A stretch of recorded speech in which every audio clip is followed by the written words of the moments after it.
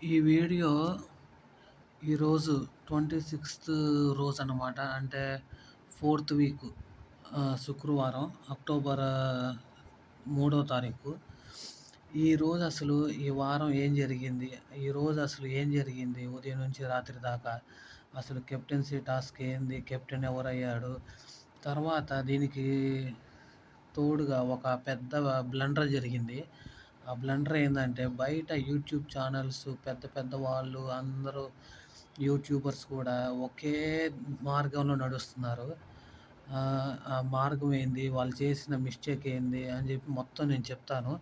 మీరు కూడా చూసి నిజమే మావ ఇది చెప్పింది అని చెప్పి ఒకవేళ అనిపిస్తే జెన్యూన్‌గా దయచేసి నా ఛానల్ సబ్స్క్రైబ్ చేసుకోండి. నా వీడియో లైక్ చేయండి, కామెంట్ చేయండి ప్లీజ్. ఇది మొత్తం నా ప్యూర్ ఒపీనియన్. అది కూడా నేను చూసిందే చెప్తున్నాను. ఇప్పుడు వీడియో మొదలు పెడితే అసలు ఈరోజు ఏం జరిగిందంటే ఈ వారం మొత్తం గేమ్స్ పెట్టారు. కెప్టెన్సీ టాస్క్‌కి సంబంధించింది, తర్వాత నామినేషన్ సంబంధించినయి అలా. ఈ లాస్ట్ 2 రోజుల నుంచి కెప్టెన్సీ టాస్క్ గేమ్స్ పెట్టేటప్పుడు ఇమాన్యుయల్, పవన్ కళ్యాణ్ ఒక గ్రూప్ అనమాట. ప్రతి గేమ్‌లో వాళ్ళిద్దరే ఉన్నారు. మూడో పర్సన్ చేంజ్ అవుతా ఉన్నారు అంతే. తర్వాత ప్రతి గేమ్‌లో సుమను, రాము ఇద్దరు సేమ్ అనమాట. మూడో పర్సన్ చేంజ్ అవుతున్నారు ఇక్కడ గూడా. అయితే ఇప్పుడు మీరు చూస్తే డెమో పవన్ ఉన్నాడు గదా! డెమోన్ పవన్ అతను సంచాలక్ అనమాట. గేమ్ ఆడకూడదు. మిగతా అందరూ ఆడాలి. మిగతా అందరిలో మీరు గాని గమనిస్తే వయసు అనుకూలంగా, స్ట్రెంత్, స్టామినా, ఫ్లెక్సిబిలిటీ మొత్తం అనుకూలంగా ఉండేది ఇమాన్యుయల్‌కి, పవన్ కళ్యాణ్‌కి. వాళ్ళిద్దరూ ఒక గ్రూప్‌లో ఉన్నారు. ఈ వారం కెప్టెన్సీ టాస్క్ అన్ని గేమ్స్. మిగతా వాళ్ళు వేరే వేరే గ్రూప్‌గా ఉన్నారు. అయితే ఈజీగా మీరు చూస్తే మీకు అర్థమైపోయిద్ది.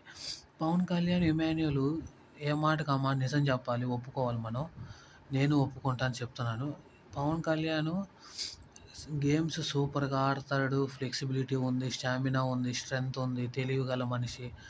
బాగా ఆడతారు. ఇమాన్యుయల్ కూడా అంతే. ఇద్దరు ఒకే గ్రూప్‌లో ఉన్నప్పుడు మిగతా వాళ్ళందరూ బలహీనులైపోతారు కదా! ఓడిపోతారు. దాంట్లో గొప్పేముంది? అది నేననేది. వాళ్ళిద్దరు బాగా ఆడతారని తెలుసు. ఇప్పుడు మీకు ఎదురుగా బలవంతుడున్నాడు. అతని దగ్గరికెళ్తే మనం బలహీనుడు మనిషి ఓడిపోతారని అందరికీ తెలుసు గదా! అప్పుడు ఇంక ప్రత్యేకంగా అనుకునేది, చెప్పుకునేది ఏముంది? అలాగే ఇక్కడ బలహీనులైన రాము, సుమను, రాము 100% తన గేమ్ ఎఫర్ట్ గాని అన్నీ పెట్టి గేమ్ ఆడాడు. తర్వాత ప్రతి ఒక్కరు అన్యాయం జరిగింది, మోసపోయాడు పాపం కష్టపడి గేమ్స్ గెలిచి ఈ వారం మొత్తం కెప్టెన్ అవ్వలేకపోయాడు. పవన్ కళ్యాణ్, ఇమాన్యుయల్ అని చెప్పి అంటున్నారు. ఒప్పుకుంటా. పవన్ కళ్యాణ్, ఇమాన్యుయల్ గేమ్స్ బాగా ఆడాడు, కష్టపడ్డారు. అక్కడ ఉన్నోళ్ళందరూ కష్టపడుతున్నారు గదా! శ్రీజ గాని, దివ్య నిఖిత గాని, రాము గాని, సుమన్ గాని ప్రతి ఒక్కరు కష్టపడుతున్నారు కదా! గేమ్స్ కూడా ఆడుతున్నారు కదా! ఇంకా ఈళ్ళిద్దరికి ఒక ఎడ్జ్ ఉంది. ఒక ప్లస్ పాయింట్ ఏంటి? ఇద్దరు బలవంతులు ఒకే గ్రూప్‌లో ఉన్నారు. మిగతా అందరితో పోలిస్తే. వాళ్ళకి కొంచెం ప్లస్ పాయింట్ ఉంది. మిగతా వాళ్ళకి అట్లా ఉండదు. కానీ వాళ్ళు వీళ్ళతో కంపీట్ అవుతున్నారు గదా! వీళ్ళని దాటాలని చెప్పి ట్రై చేస్తున్నారు గదా! మీరు ఎలా చెప్పగలరు వాళ్ళిద్దరే గేమ్ ఆడుతున్నారని? అందరూ ఆడుతున్నారు ఇక్కడ. మీరు గాని చూస్తే రాము ఆడట్లేదా గేమ్ అండి? ఫస్ట్ వారం నుంచి చూడండి. ఫస్ట్ వారంలో ఏం గేమ్ పెట్టారు? ఆ పోల్స్ ఉన్నాయి గదా! వాళ్ళకి దాని మీద ఏలాడేది. లాస్ట్ బట్ 1 దాకా ఉన్నాడక్కడ.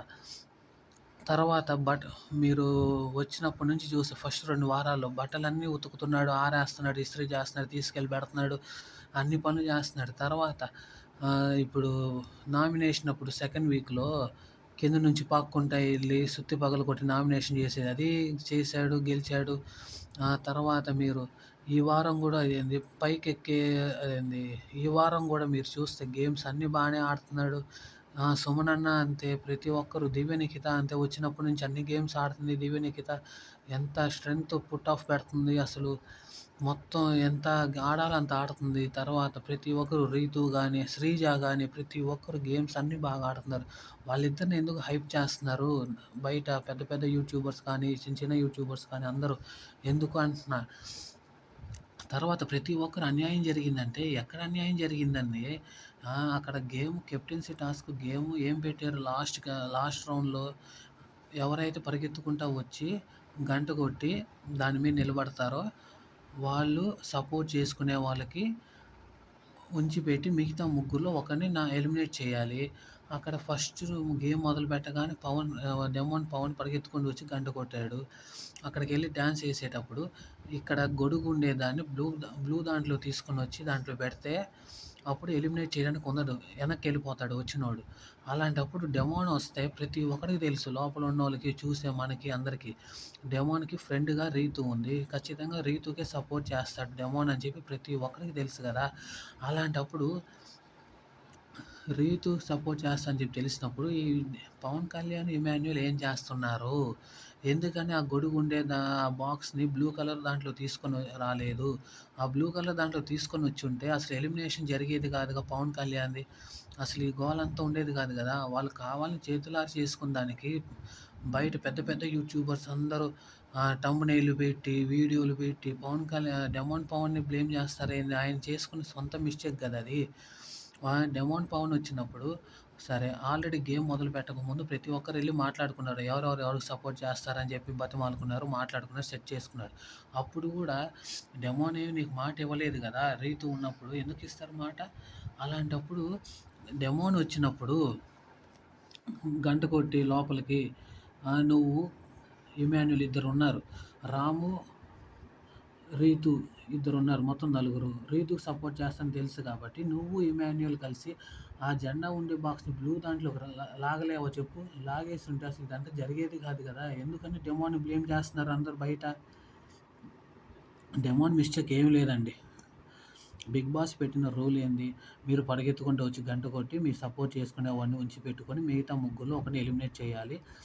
ఈ లోపల వాళ్ళు డాన్స్ చేసి పాట అయిపోయే లోపల జెండా ఉండే బాక్స్ బ్లూ దాంట్లో తీసుకొనొస్తే వచ్చినోడు ఎలిమినేట్ చేయకుండా వెనక్కెళ్ళిపోతారు. ఎలిమినేషన్ ఉండదు. అది గేమ్. అలాంటప్పుడు డెమోన్ వచ్చినప్పుడు రీతు సపోర్ట్ చేస్తానని తెలిసినప్పుడు పవన్ కళ్యాణ్, ఇమాన్యుల్ ఎందుకని నిలబడి గమ్ముగా చూస్తున్నారు? అప్పటికి తనూజ, హరీష్, శ్రీజ అందరూ కేకలేస్తున్నారు. అరే లాగండ్రా బ్లూ దాంట్లోకి సేవ్ అవుతారు కదా!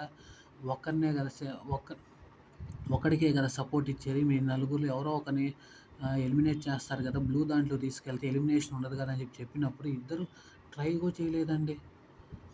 ఒకవేళ మీరే ఆలోచించండి. ఉన్న వాళ్ళలో రీతు, రాము, ఇమాన్యుల్, పవన్ కళ్యాణ్. పవన్ కళ్యాణ్, ఇమాన్యుల్‌కు కలిసి ఇద్దరు కలిసి రాము ముగ్గురు కలిసి గొడుగుండే బాక్స్‌ని ఈ బాక్స్‌లోకి లాగలేరా అండి? సరే రాముని పక్కన పెట్టిన పవన్ కళ్యాణ్, ఇమాన్యుల్ లాగలేరా అండి? ఆ బ్లూ దాంట్లోకి లాగకుండా వాళ్ళు చెప్తున్నా కూడా వినకపోతే అప్పుడు తప్పు ఎవరిదయ్యిద్ది? మళ్ళా వీళ్ళందరికి సపోర్ట్ చేస్తున్నారు బయట. బ్లేమ్ చేస్తున్నారు డెమోన్‌ని. కావాలంటే మీరు వెళ్లి చూసుకోండి ఆ యూట్యూబర్స్ వీడియోస్‌లో. నేను చెప్పిన తప్పైతే నాకు కామెంట్ చెప్పండి. నేను యూట్యూబే ఆపేస్తాను ఇంక చేయకుండా. తర్వాత శ్రీజ మిస్టేకు ఇమాన్యుల్‌కి మోసం చేసిందంటే ఆ గేమే అదండి. ఎవరికైతే సపోర్ట్ చేస్తారో ఒక మనిషికే సపోర్ట్ చేసి మిగతా ముగ్గురిలో ఒకరిని ఎలిమినేట్ చేసేయాలి. శ్రీజ చెప్పిన రీజన్ ఏంది?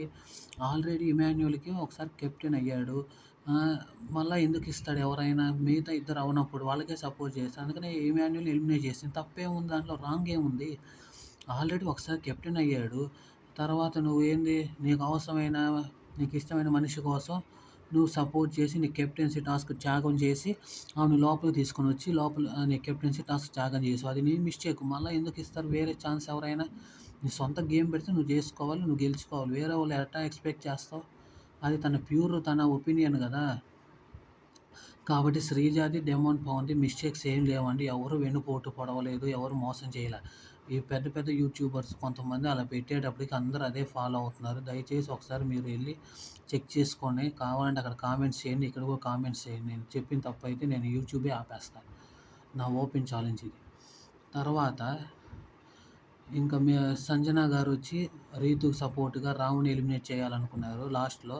కానీ అక్కడ భరణి గారు ఫాస్ట్‌గా పరిగెత్తేసి గంట కొట్టేసి రీతుని ఎలిమినేట్ చేశారు. రాము 4థ్ వీక్ కెప్టెన్ అయ్యారండి. అది జరిగింది. నేను చెప్పేది ఒకటే. మనందరం మనుషులే. ఎవరైనా మిస్టేక్స్ చేస్తారు. పొరపాటు చేస్తారు.